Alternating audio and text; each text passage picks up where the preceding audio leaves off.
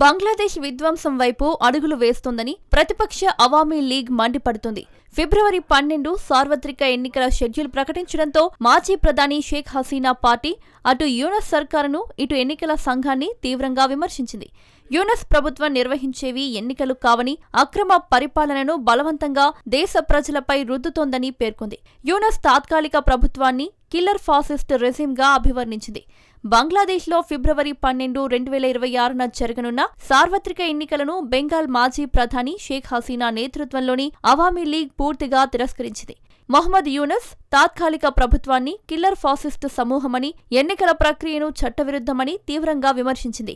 హసీనా తొలగింపు తర్వాత జరుగుతున్న తొలి ఎన్నికలపై ఈ బహిష్కరణ రాజకీయ ఉద్రిక్తతలను పెంచుతోంది. గురువారం ఎన్నికల షెడ్యూల్ విడుదల తర్వాత అవామీ లీగ్ మండిపడింది.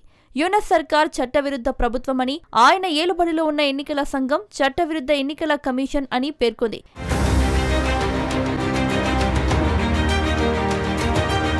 యూనస్ ప్రభుత్వం దేశంలో పారదర్శకత, తటస్థత, న్యాయమైన పోటీ లేకుండా ఎన్నికలను నిర్వహిస్తోందని ఆరోపించింది. ప్రస్తుతం అధికారంలో ఉన్న అక్రమ పాలకులు పూర్తిగా పక్షపాతంగా వ్యవహరిస్తున్నారని, వారి ఆధీనంలో న్యాయమైన ఎన్నికలు జరుగుతాయని అనుకోవడం అసాధ్యమని అవామీ లీగ్ పేర్కొంది. ఎన్నికలను తటస్థ పరిపాలన కింద మాత్రమే నిర్వహించాలని, అప్పుడే ప్రజల సంకల్పం ప్రతిబింబిస్తుందని హసీనా పార్టీ స్పష్టం చేసింది.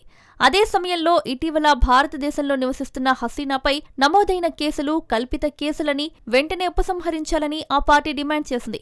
అవామీ లీగ్పై విధించిన ఆంక్షలను ఎత్తివేసి, రాజకీయ ఖైదీలను బేషరతుగా విడుదల చేసి ఎన్నికలు నిర్వహించాలని అవామీ లీగ్ డిమాండ్ చేసింది.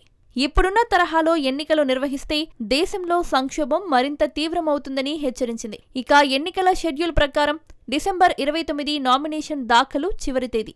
డిసెంబర్ 30 నుండి జనవరి 4 వరకు పరిశీలన జరుగుతుంది. జనవరి 20 అభ్యర్థుల ఉపసంహరణకు చివరి రోజు కాగా, జనవరి 21 తుది జాబితా విడుదలవుతుంది. ఎన్నికల ప్రచారం జనవరి 22 నుండి ఫిబ్రవరి 10 వరకు కొనసాగుతుంది. ఫిబ్రవరి 12న ఉదయం 7:30 నుండి సాయంత్రం 4:30 వరకు ఓటింగ్ నిర్వహిస్తారు.